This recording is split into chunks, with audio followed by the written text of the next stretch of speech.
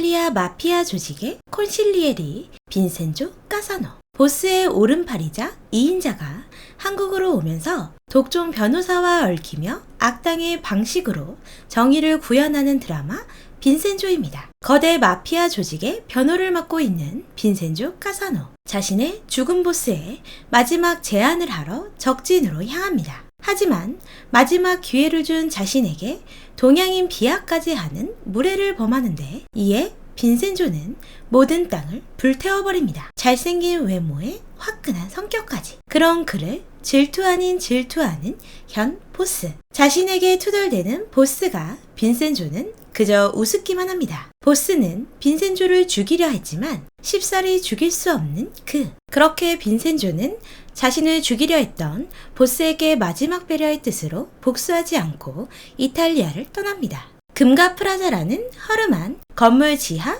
깊숙한 곳에 어마어마한 금을 찾아 한국으로 출발한 빈센조.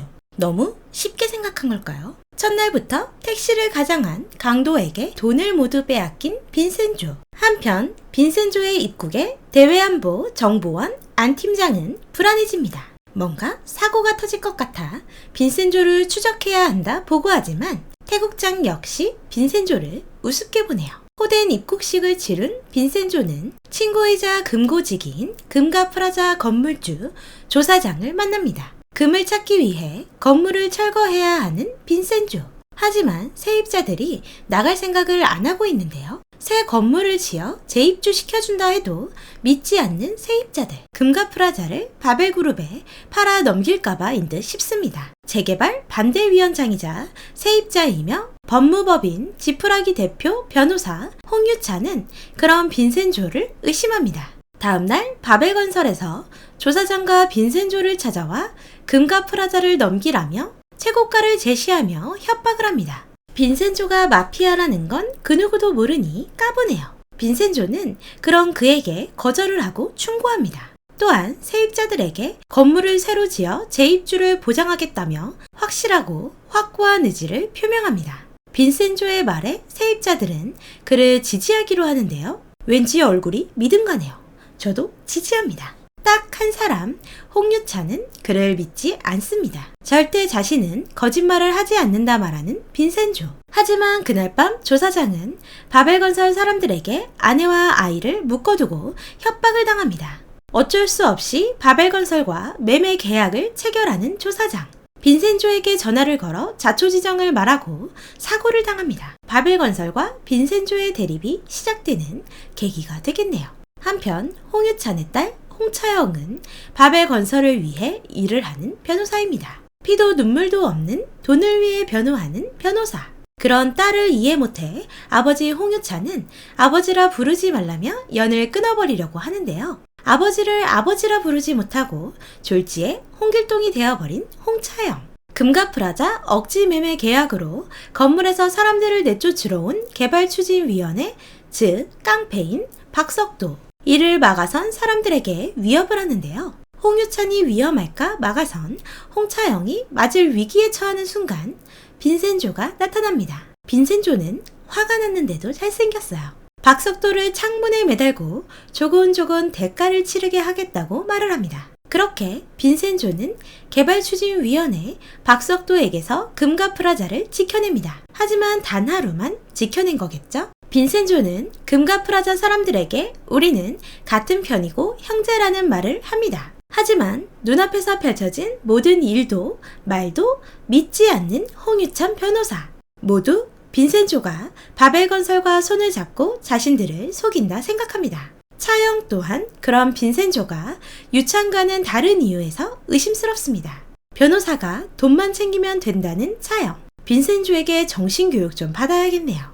세입자들은 모두 모여 빈센조에 대해 이야기하는데요. 홍유찬은 자신들의 편인지 일단 알아보자 말합니다. 세입자 중 스님은 입주한 곳이 너무 추워 바닥에 보일러를 설치해야겠다고 말하는데요. 절인 낙약사에 보일러를 설치한다고 말하자 밖에서 몰래 듣던 빈센조는 다급하게 말립니다. 사실 금가프라자엔 비밀이 하나 있는데요. 스님이 늘 앉아있는 곳 바로 아래 금이 들어있는 금고가 있고 금고 주위를 부수면 건물 전체가 무너져 버리기에 절대 건드리면 안 되는 것이었네요. 금을 보기도 전에 모두 깔려 죽을 것이라 생각한 빈센조.